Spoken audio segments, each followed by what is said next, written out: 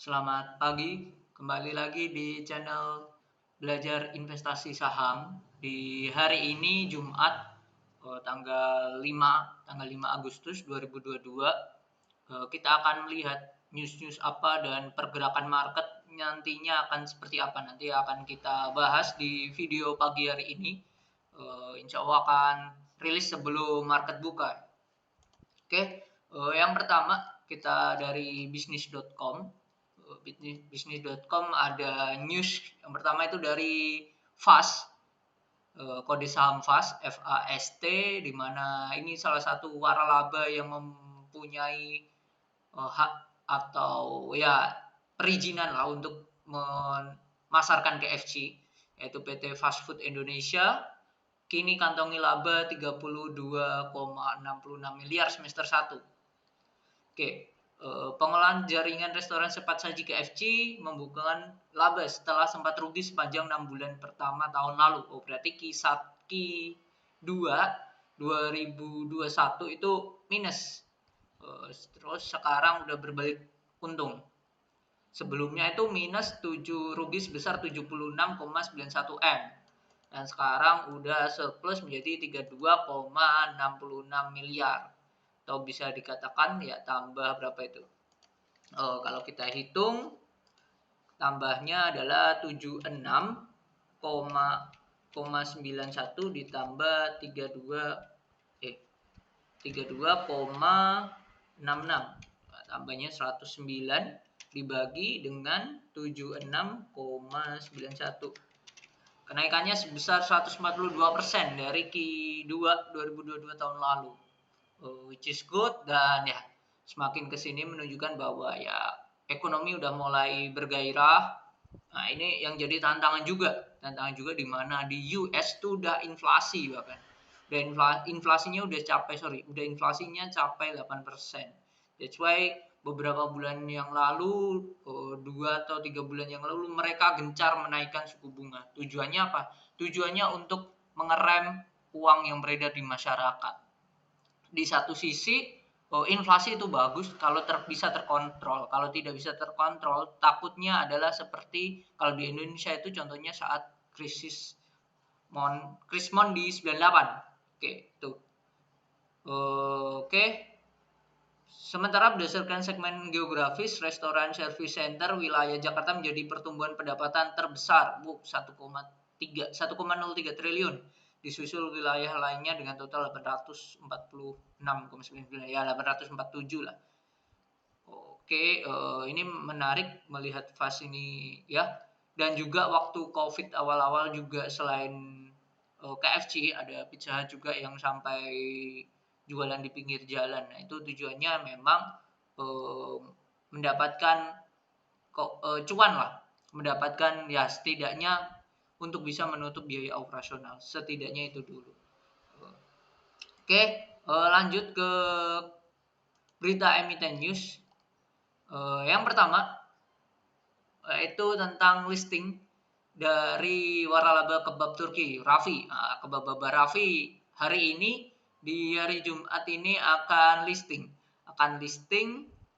dan oversubscribe 82 kali. Maksudnya apa? Kalau misal saya menawarkan 100, yang saya tawarkan ternyata yang minat itu ada 8.200. Nah, itu maksudnya 82 kali. 802. Ya, 8.200. Nah, ini sedangkan fixed allotment atau saham yang ditawarkan itu sebesar 7.000 juta lot, sehingga total pemesanan mencapai 128. Raffi melepas sebanyak 948 juta saham atau setara 30% di market dengan harga ini tidak ada. Dengan harga berapa ini? Ini dengan harga perdana 126 per saham jadinya. Penawaran pertamanya di 120 sampai 130, book buildingnya, lalu ternyata disepakati sudah terbentuk harganya 126 per saham. Selain itu juga selain saham, mereka akan menerbitkan yaitu waran. Menerbitkan waran di mana oke, oh ini tidak ada penjelasannya ya. Setiap berapa saham mendapatkan berapa waran, ini tidak ada. Oke, lebih jelasnya kita bisa lari ke prospektus. Bisa teman-teman cari di IDX, lalu perusahaan tercatat, lalu prospektus. Nah, di sini tinggal masukin aja tahunnya 2022. Udah cari. Oh, ini Raffi. PT Sari Kreasi Boga. Nah, ini download. Nah, ini hasilnya seperti ini. Kalau berdasarkan prospektusnya itu warannya sebesar 21,75% dari total jumlah saham yang ditempatkan atau dan terpenuh. Dan setiap pemegang dua saham ditawarkan memperoleh satu waran. Jadi kalau misal saya punya dua saham Raffi, jadi saya akan otomatis mendapatkan satu buah waran Raffi, kodenya Raffi strip W. Nah itu waran di sini maksudnya itu seperti kupon, di mana nantinya ini bisa diperdagangkan sampai 6 Februari 2023. Kalau lebih dari 6 Februari ya otomatis warannya hangus, ditebus atau hangus. Itu transaksinya sampai 6 Februari 2023. Atau sampai dengan ini dengan nilai Raffi akan memperoleh nilai dana IPO dari warannya sendiri itu 74 miliar. 74 miliar, lalu dana yang sahamnya itu 119 miliar. Berarti 119 tambah 74. 119 tambah 74. Nah, Baba Raffi akan pasca IPO mereka akan mendapatkan dana IPO itu sebesar 193. 193 untuk perusahaan itu dalam IPO itu termasuk sedang, kondisi sedang. Yang kecil itu di bawah 100 lah, di bawah 100, bawah 75 itu termasuk kecil. Nah, kalau 193 ini termasuk sedang. Nah, pertanyaan adalah dia pertama nantinya akan ARA atau ARB. Kalau melihat dia ada waran, terus melihat saham yang beredarnya juga banyak 30%, terus juga dananya nantinya akan ya kisaran berapa tadi? 193, hampir 200 miliar. Melihat seperti itu kemungkinan besar ya, kemungkinan akan arah 1-2 hari. Menurut saya seperti itu. Ya 1-2 hari lah. Itu untuk si Baba Raffi. Mungkin hanya sebatas itu. Apakah ini khusus untuk teman-teman yang udah beli ya. Yang udah beli ikut pre-IPO. Kalau belum terus nanti listing terus nanti beli ya. Saya tidak menyarankan dan ya memang resikonya akan lebih besar secara saham baru IPO. Itu kalau dari prospektusnya sedikit. Kalau lihat sedikit laporan keuangannya, apakah ada yang aneh? Wait bentar, saya cari dulu. Nah, kalau lihat Baba Raffi, perihal ekuitasnya dan lain-lain. Nah, ini pendapatannya selalu naik 100. Ini 2021 dia membukukan laba berapa nih? Pendapatan juta, miliar, 10 miliar, lalu 2022 Maret tuh 32.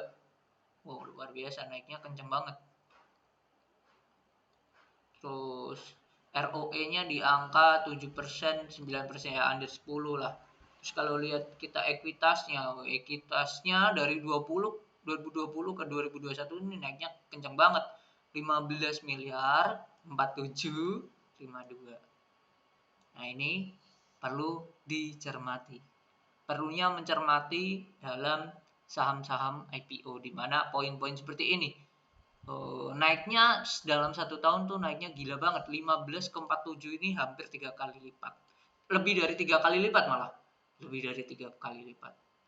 Liabilitasnya naik hampir 3 kali. Nah, ini patut dicurigai. Kalau orang fundamental pasti akan amazed dan akan ini kenapa ya?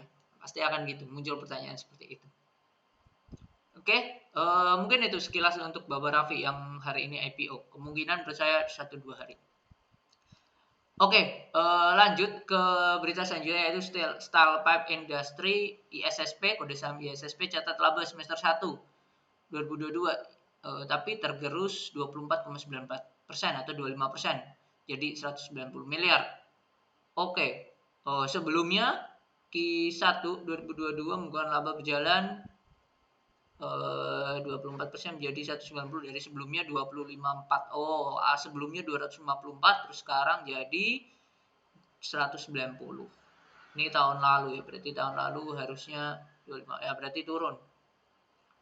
Laba bersihnya berhasil mencatatkan pendapatan 3T, laba bersihnya 190.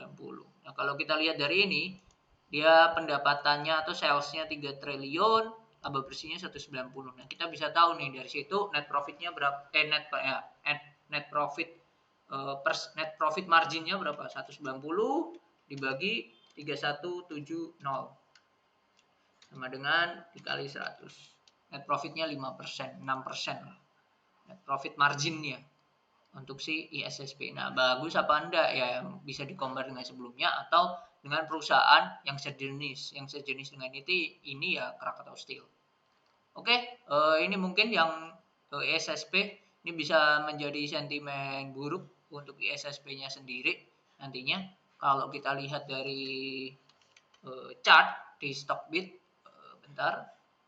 Kalau kita lihat si SSP ini Stockbit, kalau ISSP sendiri ya kemungkinan dia akan turun dulu. Dan ini ada support. Nah, ada support di situ. Kalau turun lagi ya bisa sampai ke sini 230. Itu untuk si SSP. Lalu selanjutnya ada Demas. Melonjak 156%. Pura Delta Lestari Demas catat laba semester 1 sebesar 660 miliar. Wow. Demas mencatat pendapatan usaha 1T naik 84. Pendapatannya atau salesnya sendiri naik 84%, sedangkan net profitnya itu naik sebesar berapa nih? Laba usaha diraih laba sebelum laba berjalan. Nah, ini laba periode berjalan distribusi 660 dari sebelumnya 288. Naik 156%. Wow. Naik 156%, which is good. Dan ya bisa jadi sentimen positif untuk Demas. Kalau kita lihat chartnya sendiri untuk Demas adalah